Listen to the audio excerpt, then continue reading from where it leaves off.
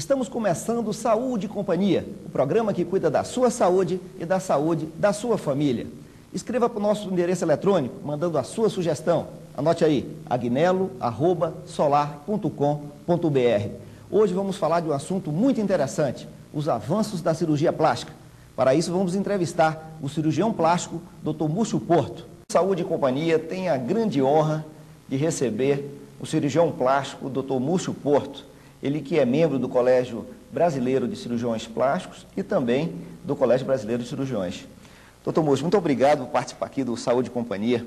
Obrigado pelo As convite. pessoas hoje estão se cuidando mais, estão se gostando mais de si e por isso estão procurando mais a cirurgia plástica?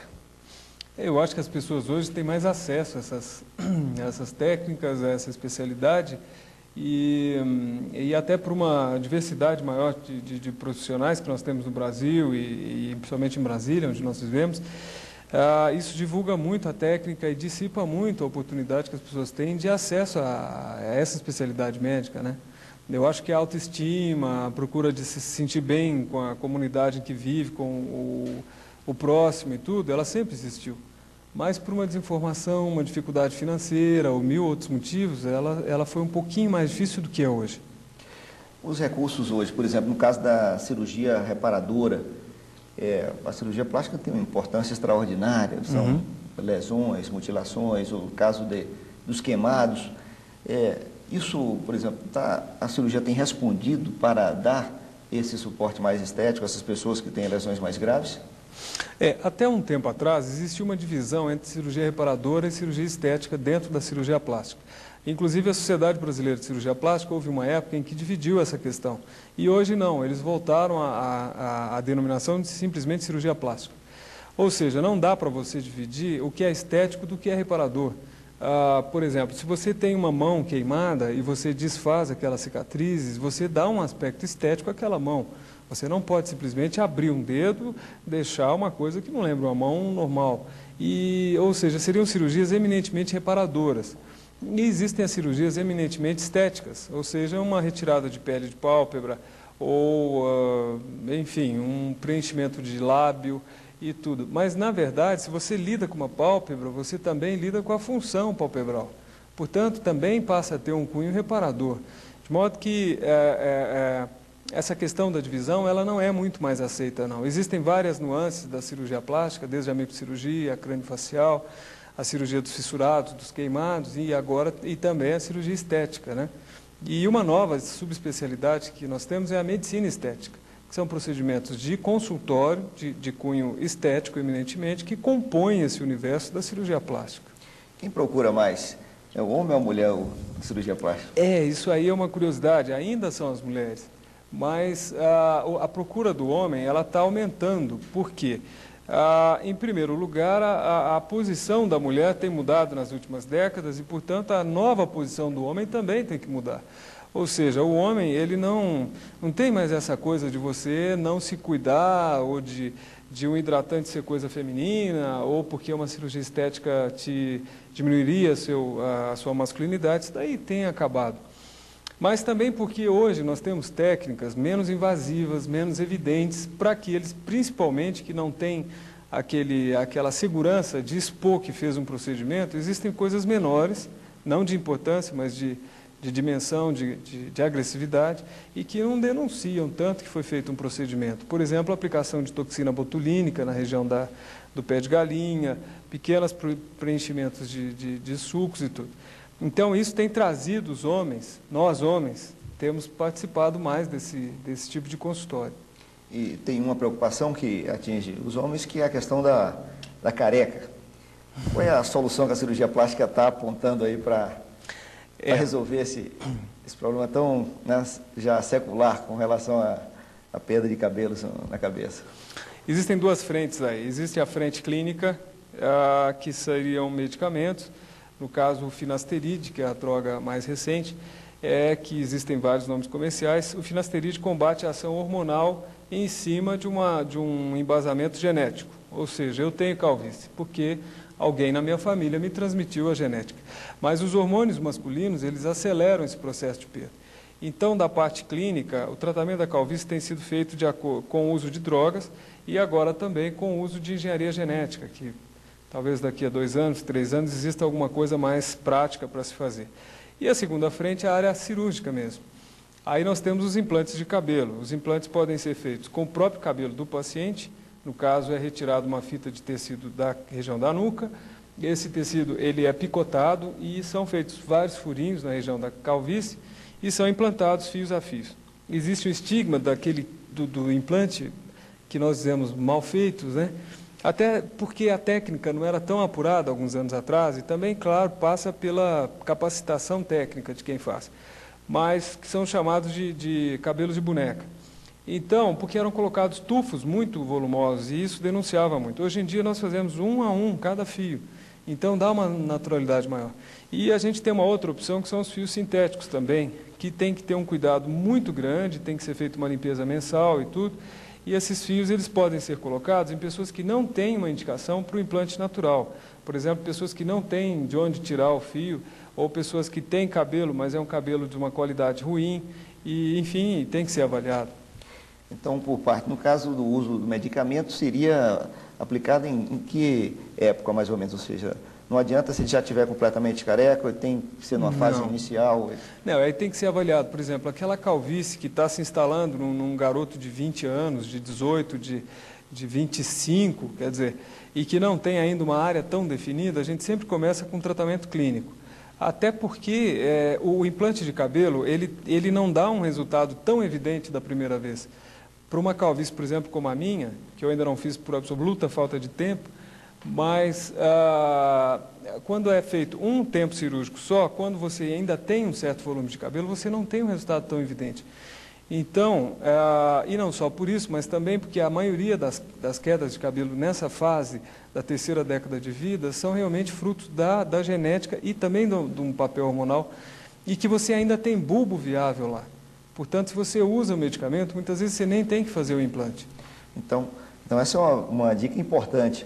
Ou seja, quer dizer, essa juventude, até o homem ao procurar, né, um recurso médico, a cirurgia, se preocupar com a sua estética, ele pode procurar numa fase que ainda pode ser tratado com o medicamento e não precisa nem chegar ainda na cirurgia, né, doutor? Até porque a cirurgia, ela não é, nenhuma cirurgia, você sabe bem disso, não é isenta de riscos, né? Você tem que prevenir contra problemas clínicos, problemas de cicatrização. No caso do implante de cabelo, existe uma perda de 10% a 15% do que você implanta e tudo. Então, você não vai implantar como a primeira arma, não. Eu acho que tem que ter muito critério nisso, porque muitas vezes uma cirurgia não oferece à pessoa aquela... não atinge a expectativa do paciente. Muitas vezes quando não é muito bem conversado. Então, é quando realmente o tratamento clínico não tem oferecido uma boa resposta. E nesse caso, o que o tratamento não ofereceu, que a opção é a cirurgia, responde bem isso do ponto de vista da satisfação do paciente? Responde, esse retorno sim. Da sua experiência já... Mas aí, na medida em que é feita uma boa conversa pré-cirúrgica. Desculpa, é a consulta médica. Então, muitas vezes o paciente ele tem que procurar o profissional depois de avaliar o trabalho dessa pessoa, de saber da capacitação técnica dessa pessoa, porque ninguém faz milagres e nenhum médico tem o controle total sobre uma evolução cirúrgica, por melhor que sejam as mãos de quem opera e tudo. Então, eu acho que a conversa muito bem estruturada em relação a complicações e possibilidade de sucesso e tudo, e quanto ao cuidado depois da cirurgia, quanto à orientação, por exemplo, de que o cabelo nasce depois de 3 meses e que ele encorpa até 10 meses, portanto, uma reavaliação para se pensar talvez até de um segundo implante só depois de 10 meses. Então, desde que haja um bom entendimento disso e um bom acompanhamento, a satisfação tem uma taxa muito alta. Que a pergunta natural de quem está decidido a procurar um médico é justamente quem procurar, são essas preocupações, e você colocou inclusive algumas dicas importantes, que é seguramente a dúvida que um paciente tem e como procurar, se o resultado é bom, se é satisfatório e o que deve fazer. Nesse caso, nós estamos bem servidos aqui no Distrito Federal, temos profissionais capazes... Absolutamente, muito bem servido. Eu acho que Brasília é um centro de excelência em várias áreas, né? Essa coisa de que Brasília é melhor médico, melhor hospital, ponte aérea, isso é ridículo. Isso é ridículo. Quem tem a oportunidade de viajar e já foi a Nova York, São Paulo, ou Araxá, ou qualquer lugar assim, sabe que todos os lugares têm coisas boas e coisas menos boas. Portanto, parte do princípio de que você tenha a consciência de quem você está escolhendo. Brasília, nós temos profissionais da mais alta qualidade, por exemplo, na cirurgia plástica também. Existem pessoas de várias partes do país que vêm para cá, como médicos, e como pacientes também. E isso mostra que há uma qualidade aqui. Praticamente todos os cirurgiões plásticos pertencem à Sociedade de Cirurgia Plástica Brasileira e que estão frequentemente comparecendo a reuniões, não só aqui em Brasília, mas também a congressos nacionais e fora, e que, portanto, existe um leque de opções muito grande. Basta a pessoa conhecer pessoas, enfim, trocar ideias e sentir uma empatia. Graças a Deus nós temos várias pessoas boas. E em cima disso tem que haver ainda a empatia, né? Afinal, você, como um paciente, você se entrega ao profissional. Então, você tem que se sentir seguro. Isso é muito importante. Sobretudo, dar uma tranquilidade para a nossa população. O doutor Múcio mesmo tem formação aí, desde que estudou, né, com Pitangui, tem formação no exterior também. E isso mostra que nós temos profissionais qualificados, né, em diversos ramos do conhecimento médico. Mas uma pergunta que seria inevitável era quanto custa fazer uma cirurgia dessa? Múcio, é caro fazer essa cirurgia aí de implante de cabelo? Olha, Agnello, eu acho que é muito barato. Pelo que há de recuperação da identidade, pelo bem-estar que causa, é óbvio que aqui a gente não vai discutir valores em si, porque cada caso é um caso, cada paciente precisa de um maior número ou menor número de implantes e tudo. Mas o que acontece hoje é que, como a gente estava conversando sobre o número de profissionais e de qualidade de profissionais e de acesso e de estabilização da economia e de vários fatores, eu acho que está bem acessível às pessoas esse contato não só com um implante de cabelo, mas com todas essas técnicas. Porque o que acontece, só uma coisa, a cirurgia estética, os planos de saúde não cobrem, claro, e também convênios, etc. Então, o que se faz é que é uma adequação à situação de cada pessoa. Você não tem, muitas vezes, um preço tabelado. Você tem aquela técnica, aquele caso, depende de tanto tempo, etc. Mas você tem que sentar, como é um princípio da medicina, com cada paciente para ver com que condições ele pode arcar com aquele procedimento. E assim a coisa funciona. Tem um tema também que a cirurgia plástica avança bastante, que é essa parte do rejuvenescimento. Então, são várias técnicas, né, que têm respondido bastante. Isso também as pessoas estão procurando mais, tanto homens como mulheres, nessas técnicas de rejuvenescimento. Claro, lógico. Quem não vai envelhecer, né? Homens e mulheres e tudo. Então, hoje em dia existe uma procura não só dos pacientes com as técnicas, mas de quem estuda essas técnicas para os pacientes. Por exemplo, existem não só as cirurgias consagradas de rejuvenescimento, que nós chamamos de lifting, né, do inglês britânico, que seria o levantamento da face, porque o envelhecimento, a face, como se diz no Nordeste, arreia. Né? Então a gordura daqui desce para cá, esvazia-se a órbita, as bolsas aparecem, etc. Então o resultado seria uma queda da face e o tratamento seria um levantamento com um corte que jamais, ou pelo menos nos próximos anos, não vai ser substituído. Porque se você tem o tecido que desce, você precisa recolocá-lo num lugar próximo do que seria. Agora, para a qualidade de pele, nós temos vários lasers já sendo desenvolvidos que funcionam muito bem, no caso para linhas de expressão, para melhoria do fotoenvelhecimento, que seria o uso excessivo de sol e a pessoa envelhece, e é um fator de envelhecimento, não só de câncer de pele, e produtos, por exemplo, de preenchimento de rugas, de aumento de lábio, a toxina botulínica, que é consagrada no mundo inteiro, que diminui a ação dos músculos que fazem as linhas em torno dos olhos, da testa, entre as sobrancelhas, e outras técnicas de estimulação muscular, de videoendoscopia, que é uma coisa muito interessante para o tratamento da queda das sobrancelhas. Por exemplo, há algum tempo atrás, era necessário se fazer um corte de um lado a outro das orelhas, né, de uma orelha a outra, se descola a testa para tratar a musculatura que causava as rugas e também para a queda da sobrancelha. Hoje em dia, assim como existe a videoscopia para vesícula e tudo, nós temos para testa também, em alguns casos, de terço médio da face. E que economiza cicatrizes. Ao invés daquela cicatriz grande, a gente faz cicatrizes simplesmente no meio do couro cabeludo e tudo. Então, a minha impressão, eu acredito que o futuro promete estimulações de colágeno para flacidez de pele, laser para esfoliação e também estimulação de colágeno, videoendoscopia e pequenas injeções para tratamentos de rugas dinâmicas e preenchimento de sulcos. E agora, é claro, se for uma queda facial importante, eu acho ainda um pouco difícil que o laser ou qualquer tecnologia substitua o bisturi. Eu acho que tem que se cortar, descolar um pouquinho, levanta a estrutura e a pele vai por consequência. Como a população está vivendo mais, quer dizer, com essas técnicas significa que pode viver mais e uma com aparência, uma aparência que agrada mais. Mantida essa aparência ou próximo que é de fundamental importância. Mas tem outra parte que envolve, sobretudo, as mulheres, que é essa parte da mama. Então, a cirurgia plástica de mama também é uma das muito procuradas. Como é que está isso?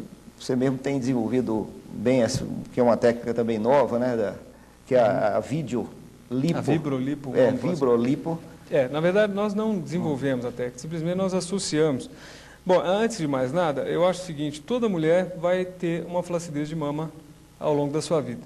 Cada ciclo menstrual você encharca o tecido da mulher e esse encharcamento jamais vai ser dissipado. Portanto, além de haver uma retenção de líquidos, você distende a pele e retrai, e distende e retrai. E isso desencadeia um processo de flacidez, por exemplo, na mama. E se você amamenta, quer dizer, se há uma amamentação e tudo, a lesão passa a ser muito maior. Portanto, a queda da mama é inerente à mulher mesmo. Por isso, o uso do sutiã retarda um pouco essa coisa. Mesmo a mama operada tem que se usar o sutiã. É bastante interessante isso. Agora, em relação à técnica que a gente estava falando, hoje em dia existe uma procura para diminuição das cicatrizes. Existem mamas muito grandes, volumosas, que não dá para não deixar o T invertido. Mas hoje nós temos técnicas, por exemplo, a periareolar, que é só em torno da areola, a cicatriz, que tem uma indicação muito restrita. É para aquela paciente que tem uma mama volumosa, uma garota de 18, 19 anos, que não tem ainda a queda da mama, porque a técnica, nas melhores mãos, ela sempre deixa uma certa queda. Portanto, se já há uma queda anterior, ela fica mais acentuada. E existem técnicas, aí agora sim, voltando ao que a gente estava comentando, a técnica de Ariepitangui, que outros chamam de peixinho, e losangular, etc., onde é tirada uma elipse de pele na mama e é feita uma ascensão da mama e costurada. Nós associamos, algumas pessoas no mundo também, e aqui, a uma lipoaspiração no tecido mamário para tentar reduzir o número de cicatrizes. Então, ao invés de se fazer aquele corte muito grande, tenta-se fazer primeiro um pequeno furo na pele da mama, há uma lipoaspiração com um aparelho que vibra e, portanto, é próprio para tecidos mais rígidos, como a mama, e destrói o tecido gorduroso, portanto, diminui o volume. Com isso, diminui-se em parte, ou, claro, em alguns casos, a necessidade da remoção da pele. E como o aparelho vibra, chama-se um vibrolipoaspirador. E quando é associado a uma técnica de mama, então chamamos de vibrolipomamoplastia, que é uma coisa interessante porque você tira tecido, não precisa tirar com bisturi, o edema, o inchaço é muito maior e tudo, e você realmente consegue economizar a cicatriz horizontal, em alguns casos. Evidentemente que não é, claro que tem que se passar por uma consulta, etc. Mas já é um caminho na tentativa de se economizar cicatrizes, já que não se domina totalmente a evolução de uma cicatriz. E a mama volumosa, quer dizer, causa também problemas importantes do ponto de vista orgânico, né, para a paciente, coluna, etc. Então, isso a mulher tem procurado, além desse aspecto mais estético, também que está interferindo na sua própria saúde. Eu acho que toda cirurgia estética ela tem um cunho funcional. Eu acho que a cirurgia estética ela é comparável à psicanálise. Eu acho que não dá para dividir isso. Existem questionamentos, por exemplo, de deformidades, tipo uma mama muito grande, um nariz deformado, ou uma sequela de queimadura, ou seja lá qual for, que causam problemas psicológicos de extrema gravidade, inclusive de privação desse indivíduo do convívio social, e com tudo o que isso possa acarretar. De modo que a discussão é, por exemplo, você tem um nariz muito grande que altera toda a sua personalidade, traz problemas emocionais, etc. O que é mais válido? Você fazer uma terapia antes ou você operar esse nariz logo? Quer dizer, o cunho, a importância disso é seríssima. Sem dizer, por exemplo, a mão queimada, a mulher que perde um seio por um câncer, e a criança que nasce com uma fissura, e toda a gama de patologias que nós tratamos. Então, tem um cunho, uma importância muito grande. E essas próteses também de seio, no caso do câncer, também veio, digamos assim, elas responder? São absolutamente seguras. A prótese silicone, ela já foi absolvida da acusação de câncer. Claro que tudo você tem que estar observando. Mas foi feita uma avaliação no final de 98 nos Estados Unidos, em que provou que a incidência de câncer em mulheres que não tinham prótese de mama era maior do que aquela incidência nas mulheres que tinham prótese de mama. Portanto, não é que a prótese evite o câncer, mas há alguma coisa que causa a presença da prótese em que ativa o sistema imunológico e que evita ou diminui a incidência do câncer. O que se discute hoje são materiais mais naturais, que evita o endurecimento da mama, etc.